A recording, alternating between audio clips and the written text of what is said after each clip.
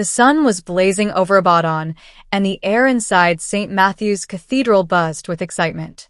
The choir rehearsed softly, guests fanned themselves with programs printed in gold, and the scent of fresh hibiscus filled the air. Everyone was talking about the couple. Tund Adewale, a respected civil engineer with a calm smile and humble spirit, and Chidinma Okoro, the beautiful daughter of a wealthy businesswoman. Their wedding was the talk of the town. Love, success, and family pride all rolled into one. Tund stood at the altar in his cream agbada, trying to steady his shaking hands. His best man, Emeka, whispered, "Relax, my guy. She'll soon come." But when the time came for the music to play and the doors to open, silence. Minutes passed. Whispers filled the church. The officiating pastor adjusted his glasses nervously. Then Chidinma's chief bridesmaid rushed in, her makeup ruined from tears. "She's gone," she whispered. Chidinma left. The words sliced through the air. Someone gasped. Another covered her mouth. Even the choir fell silent. Tund's heart pounded. "Gone? Gone where?" "She said she can't marry you," the bridesmaid stammered. "She left a note in the car." Emeka snatched it quickly. It read, "I'm sorry, Tund. I can't do this. I'm not ready for a simple life. Please don't look for me." The note fell from his hands. The whole church was watching. Pity in some eyes, mockery in others. Tund swallowed hard, holding back tears. He could feel the humiliation burning through his skin. Then, to everyone's surprise, he took a deep breath and said softly, "Please, nobody leave yet." The guests froze as Tund walked up to the microphone meant for his vows. His voice trembled at first, then grew steady. "I've always believed love is about patience. Maybe this was God's way of testing mine." The congregation went quiet. Even the old women who had been gossiping leaned forward.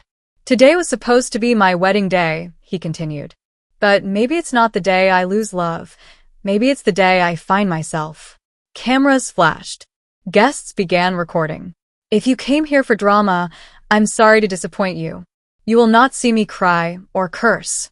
You'll see me stand. Because when life breaks you in public, you rise in public too." The crowd burst into applause. Among them stood Amara, the soft-spoken church decorator, a widow who had helped arrange the flowers. She watched in awe as Tund handled pain with grace. After the crowd dispersed, she quietly approached him. "Mr. Tund, that was brave," she said gently. He smiled weakly. "Bravery or foolishness, I can't tell." She handed him a small bottle of water. "Either way, God saw your heart today." That night, social media exploded with clips of his speech. #TheStrongGroom trended across Nigeria. People called him the man who turned heartbreak into hope. Meanwhile, Chidinma was seen at an airport in Dubai with another man, a wealthy investor. But instead of anger, Tund felt peace. Something inside him was being rebuilt. And Amara, she kept checking on him, bringing him food, helping him clean up leftover wedding decorations. Their friendship grew quietly, naturally, like a seed watered by kindness. 3 months later, St. Matthew's Cathedral prepared for another wedding. This time, it wasn't lavish or crowded, just family, friends, and a few villagers who adored Tund. He stood at the same altar, but the smile on his face was different, peaceful, certain. Amara walked in slowly, dressed in a simple ivory lace gown.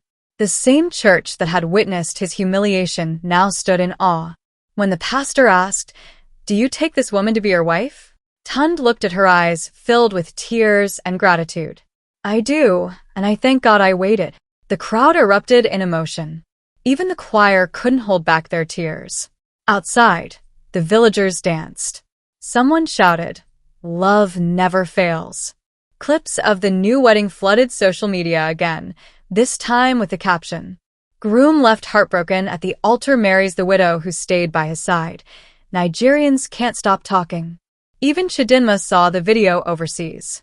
She broke down in tears, realizing the man she'd abandoned for wealth had found something money couldn't buy: peace, purpose, and a woman who truly saw him. Tund and Amara later opened a small foundation called Hearts That Stay, helping young couples learn emotional strength and self-worth.